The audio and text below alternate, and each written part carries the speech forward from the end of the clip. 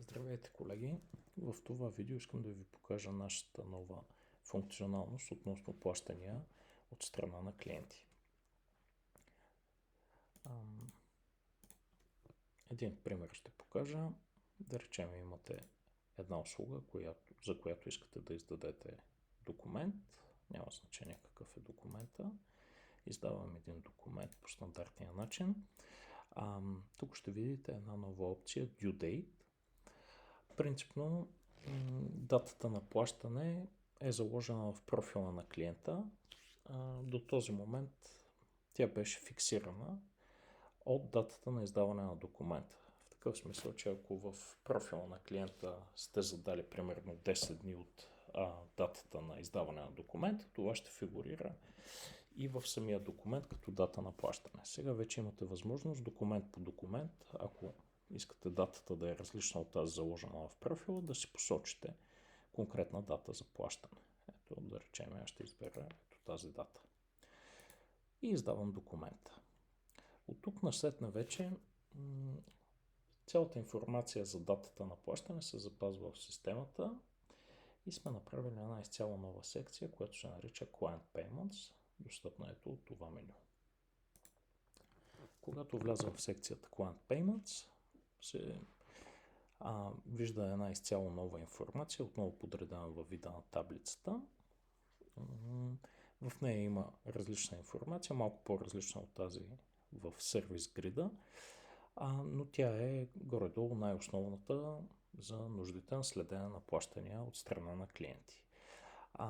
В първата колонка ще забележите, имаме два вида действия, във втората колонка е името на клиента, на който сме издали документа, номера на документа в третата, вида, тези са познати колонки, датата на издаване, статуса на плащане е важен, по всяка една колонка естествено може да се филтрира и сортира, сумата в евро, сумата ако е платена, ако има отбелязано плащане отново в евро, то може и да е частично, и съответно сумата, която остава за плащане, ако има такава. Примерно ето в този ред имаме 1500 евро сума по документ, платени 1500, съответно няма никаква сума, която да е отворена за плащане. Ако тук имахме пример с частично плащане от 500 евро, тук ще да пише 1000 евро. И същите суми още един път естествено и в лева. Сумата по документ, платена сума, оставаща сума. Имаме информация за датата на плащане, която преди малко сме задали. Ето тук, примерно в този документ, който издадох е 5 февруари съм задал. И съответно, ако има постъпило плащане, също така в следващата колонка има информация за кога това плащане е постъпило. Следващите две колонки са също интересни и помагат на ежедневната дейност. Едно изчисление, колко дни остава до заложената дата на плащане. Ето тук, примерно, в момента ми изчисли, че има 7 дни до момента, в който клиентът трябва да е покрил това задължение. Ето тук имам някакво с много по-дълго плащане, 55 дни. Други плащания са за днес, те са с 0 дни и също така имаме и просрочени с 2 дни, минус 2. Базирано на една логика, имаме и няколко статуса на плащане. Тези, които са платени, пише paid. Тези, които са с много кратко време до плащането, са с high.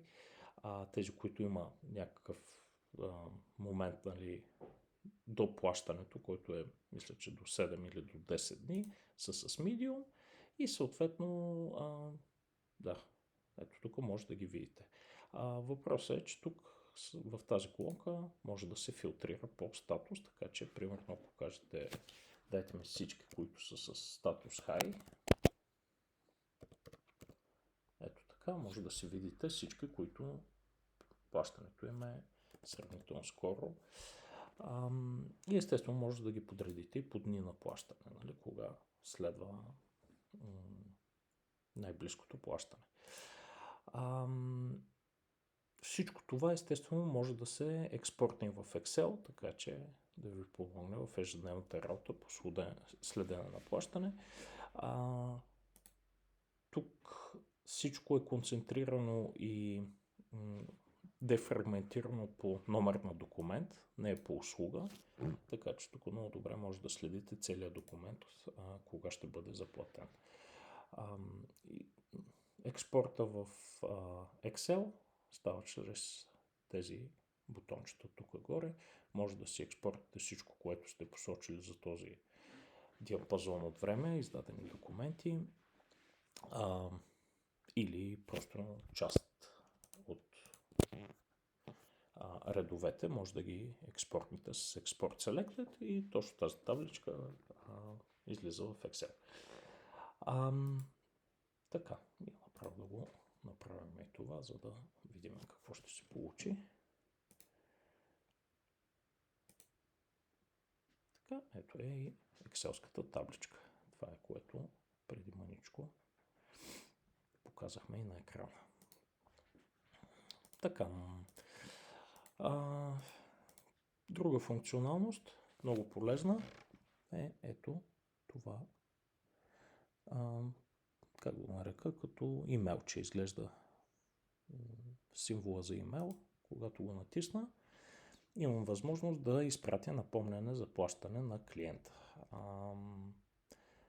Тук мога да си напиша, ако от профила на клиента не ми излиза директно неговия имейл, не съм го задал в профила на клиента, мога и да го напиша или да добавя още, мога да прикача и файл. Това е стандартната функционалност за изпращане на имейл от системата.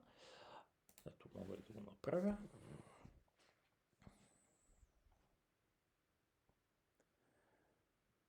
Така, и вече получавам съобщение, че клиентът е получил напомняне, като в него е прикачен съответния файл. Така че тази иконка е много полезна да проследите кои плащания са наложащи и просто с един клик да изпратите документа на клиента.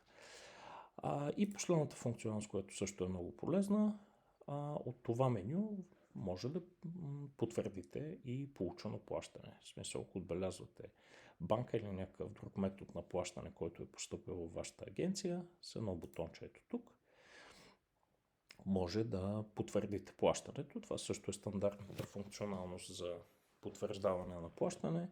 Едно малко подобрение, до сега беше само в евро, сега може да посочите и конкретна сума, която е в лева. Така че в момента по този документ се очаква 360 лева. Аз мога да заложа дори само частично плащане, 200 лева. Да отбележа датата, че днес съм получил. И ето сега ще симулираме частично плащане в този ред. Ето, имам цялата сума. Нека да гледаме левовите равностойности. 360 лева по документ, платени 200 лева. Имаме и последното плащане, което е от 29.1. Ето така. 200 лева и остават 160 за плащане.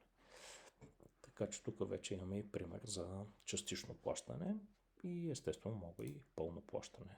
Още един път от тук да посоча от днескашна дата. Ето тук в този случай всичко е платено. Paid, няма нищо дължимо и отново имам датата на пълно плащане и статуса с промени на изцяло платено. Така че да, това е новата функционалност, както споменах, достъпна от Services, Client Payments и съответно този грид с всичките му възможности, които показах.